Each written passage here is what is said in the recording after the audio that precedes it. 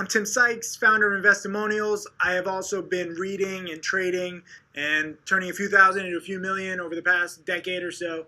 I have a lot of books. I have a library, timothysykes.com/library, where you can see all of them. But some of my favorite books where you actually need to read them before you can start trading, let alone trading my strategy, but just before you start trading. How to Make Money in Stocks by William O'Neill. Necessary, mandatory.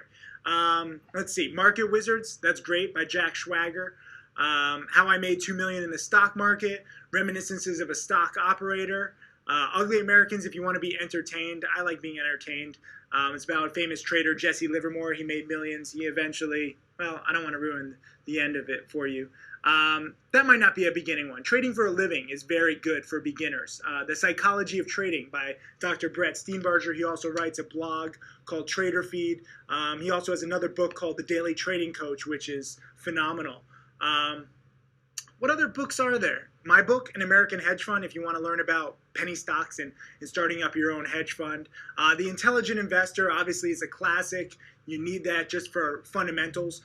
Japanese Candlestick Charting by Steve Nissen. Huge for learning how to read, charts.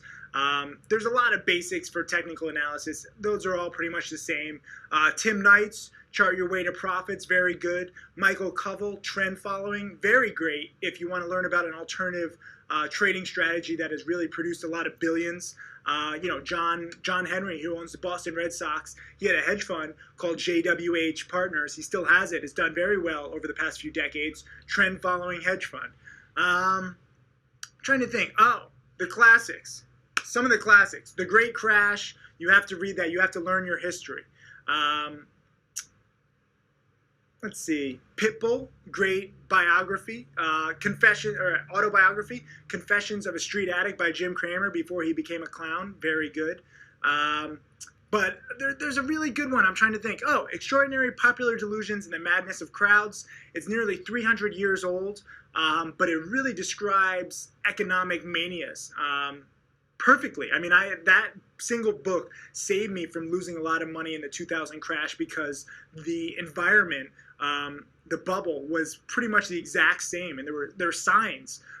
Back then, just to give you one example from this book, and I know it's a long title, Extraordinary Popular Delusions and the Madness of Crowds. It's a very long title, but one example is these people back in like 1700s France, they wanted this IPO so bad of this South Sea corporation, which was kind of government owned. But people used to overturn their carriages in front of this guy's house, John Law, who created it. And I was just thinking, because then John Law would come out of his house and help them, when their carriage falls over, and they'd be like, here you go, here's 100 shares of my stock. Maybe that'll make you feel better. And they'd be like, yes, right? Same exact thing with the IPOs in 1999 and 2000. We didn't have carriages, but, think about if you could have gotten Netscape or AOL stock when it first came out. What would you have done? History repeats itself, so you really have to learn your history. A lot of my books are old, but, the Susie Orman books of today just don't do it for me. I need those historical books. A Demon of Our Own Design is very great.